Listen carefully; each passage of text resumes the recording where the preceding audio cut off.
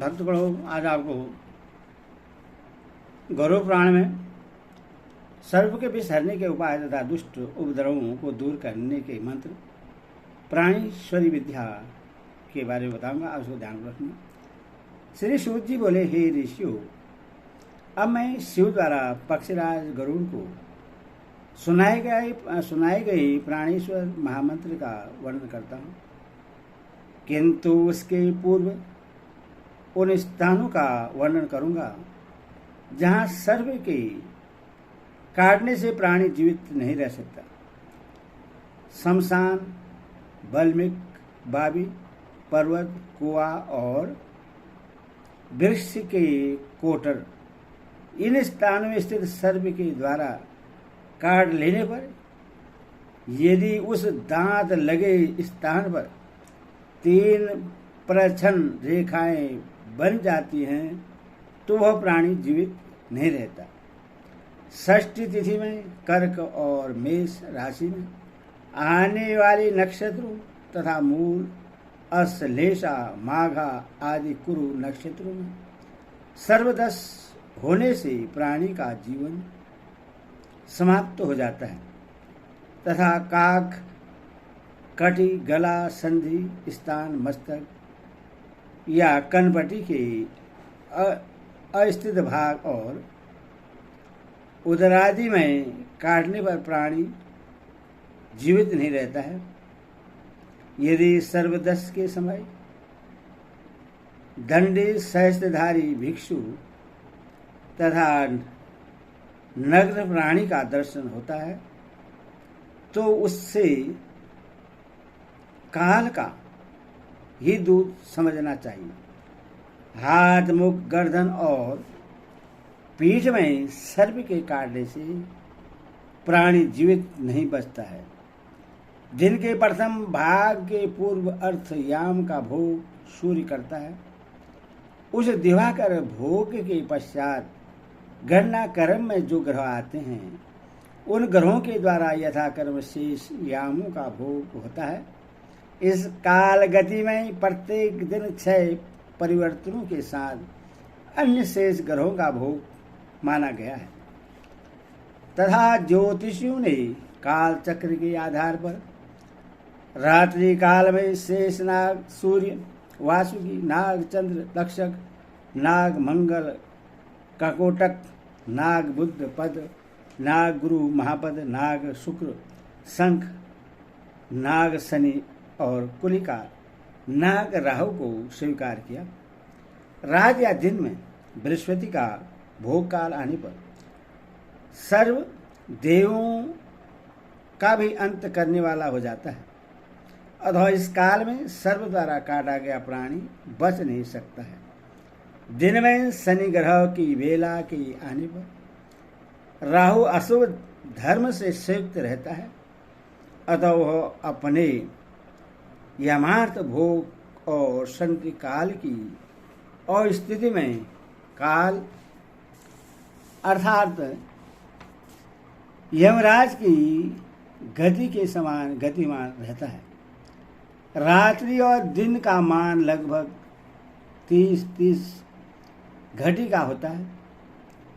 इस मान के अनुसार नियमित काल चक्र में चंद्रमा प्रतिपदा तिथि को पदांगुष्ठ,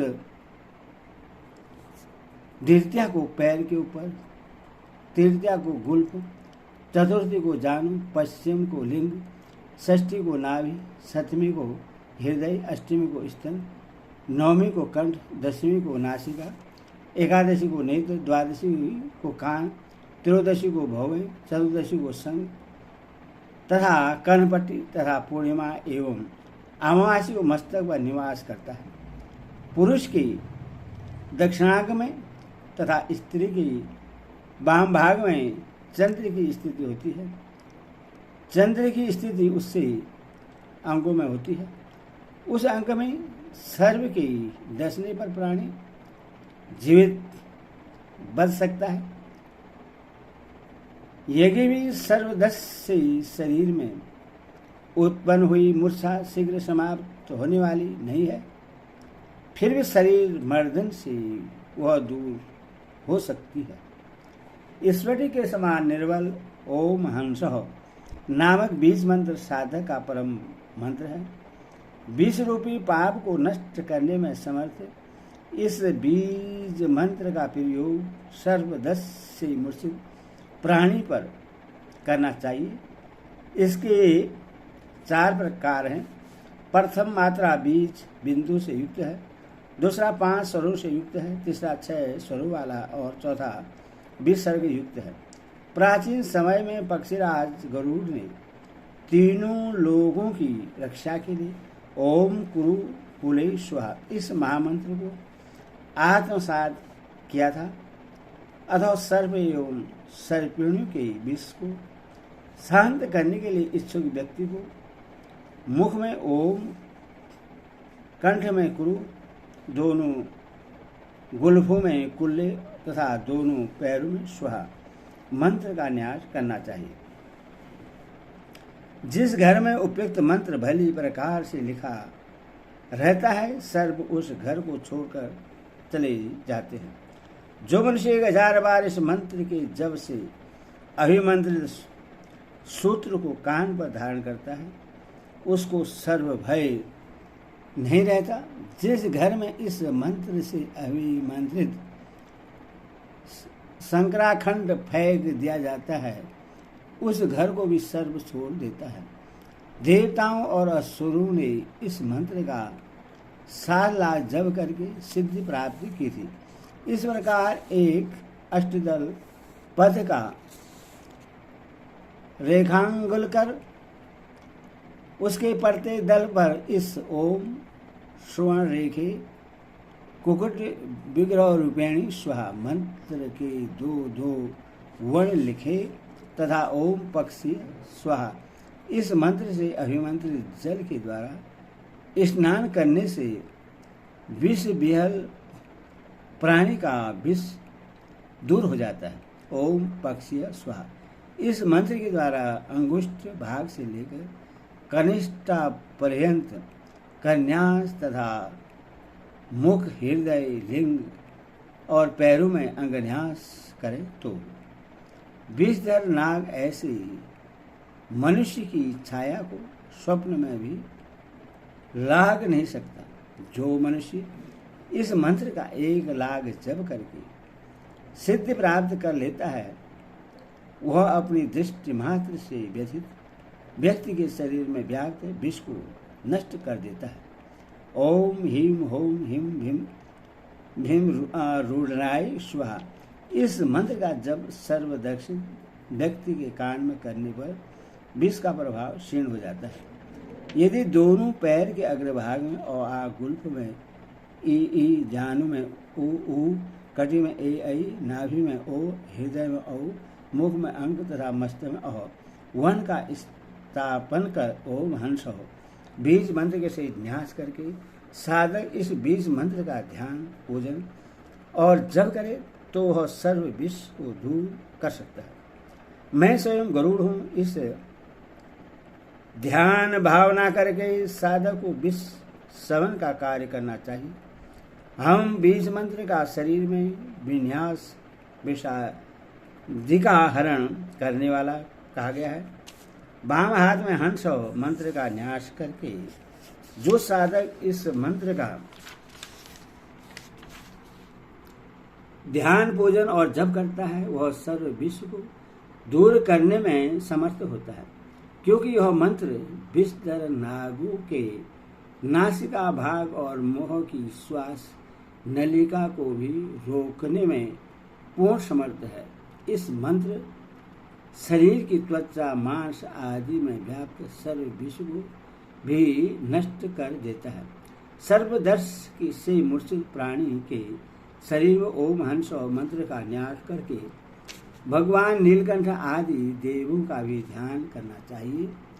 ऐसा करने से यह मंत्र अपनी वायु शक्ति के द्वारा उस संपूर्ण विष का हरण कर लेता है। प्रत्यालिंगा की जड़ को चावल के जल के साथ पीसकर पीने से विष का प्रभाव दूर हो जाता है। पूर्णवा प्रियगु बक्त्रज ब्राही स्वेद बृहदी कुष्मांड अपराजिता की जड़ गेरू तथा कमल गड्ढे के फल को जल में पीसकर घृत के साथ लेप तैयार करना चाहिए। इस प्रकार बना हुआ लेप भी शरीर में लगाने से विष को शांत कर देता है। सर्व के काटने पर जो मनुष्य उष्ण गर्म घृत का पान कर लेता है उसके शरीर में विष का अधिक प्रभाव नहीं बढ़ता।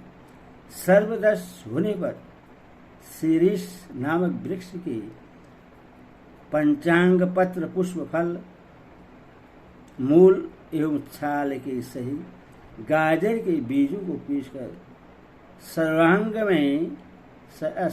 में लेप करने से अथवा पीने से भी विष का प्रभाव समाप्त हो जाता है। ओम हिम बीज मंत्री होने से गोवन आदि विषैले सर्पों के विष को दूर करने में समर्थ है। इस मंत्र के साथ अह का प्रयोग कर अर्थात ओम हिम अह का उच्चारण करते हुए हृदय ललाट आदि में विन्यास करके उसका ध्यान करने मात्र से ही सर्वादि का वंशीकरण हो जाता है। इसका 15,000 जप करके साधक गरुड़ के समान सर्वगामी कवि विद्वान वेदविद हो जाता है तथा दीर्घ आयु को प्राप्त करता है। सूत जी ने पुनः कहा, ऋषि अब मैं आप सभी को शिव के द्वारा कथित अत्यंत गोपनीय मंत्रों को बताऊंगा जिनसे अभिमंत्रित पास धनुष चक्र मूढ़र शूल और पटिश नामक आयुधों को धारण करके राजा शत्रुओं पर भी विजय प्राप्त कर लेता है। मंत्रों द्वार के लिए कमल पत्र पर अष्टवर्ग बनाकर पूर्व दिशा से शुरू करके कर्मश ईशान कोण तक बीज मंत्र ओम हिम हिम को लिखना चाहिए। ओमकार ब्रह्म बीज है, ही कार विष्णु बीज है और ही का शिव बीज है। त्रिशूल के तीनों शीर्ष पर हिम लिखकर कर्मानुसार न्यास करें। मंत्र ओम हिम हिम हे। साधक हाथ में शूल ग्रहण करे, तत्पश्चात उसको आकाश में घुमाए जिससे देखते ही दुष्ट ग्रह और सर्प नष्ट हो जाते हैं। साधक धूम्रवर्ण के धनुष को हाथ में लेकर आकाश की ओर भुजा उठाकर इस मंत्र का चिंतन करें। ऐसा करने से दुष्ट विषैले सर्व कुशित ग्रह विनाशकारी मेघ और राक्षस नष्ट होते हैं। यह मंत्र तो त्रिलोकी की रक्षा करने में समर्थ है। मृतलोक के विषय में कहना ही क्या है। ओम जोम शो होम भट हो दूसरा मंत्र है। साधक खैर की 8 लकड़ियों को इसी मंत्र से अभिमंत्रित कर उन्हें 8 दिशाओं में गाड़ दे तो उस किलांगित क्षेत्र में वज्रपात विद्युत निपात तथा इसकी गर्जना का उपद्रव नहीं होता। गरुड़ द्वारा कहे गए इस मंत्र से 8 कीलों को 21 बार अभिमंत्रित कर रात्रि के समय अपने अभिष्ट क्षेत्र की चारों दिशाओं और विदिशाओं में गाड़ देना चाहिए। इससे भी वहां विद्युत निपात वज्र पतन तथा चूहा चुड्डी आदि से होने वाले उपद्रवों का भय नहीं रहता। ओम हम सदाशिवाय नमः ऐसा कहकर साधक तर्जनी अंगुली के द्वारा अनार पुष्प के सदृश कांतिमान एक पिंड का निर्माण करे। उस पिंड के परिसर मात्र से ही दुष्ट जन भेग विद्युत विष राक्षस भूत और डाकिनी आदि 10 दिशाओं को छोड़कर भाग जाते हैं। ओम एवं गणपति नमः। ओम हिम स्त्रभयनादि चक्राय नमः। ओम एवं ब्राह्मी त्रिलोकी डांगराय नमः। इस मंत्र संग्रह को भैरव पिंड कहा जाता है। यह भैरव पिंड विष तथा पाप ग्रहों के कुप्रभाव को समाप्त करने में समर्थ है। यह साधक के कार्य क्षेत्र की रक्षा और भूत रक्षादि की उपद्रवी शक्तियों को नष्ट करता है।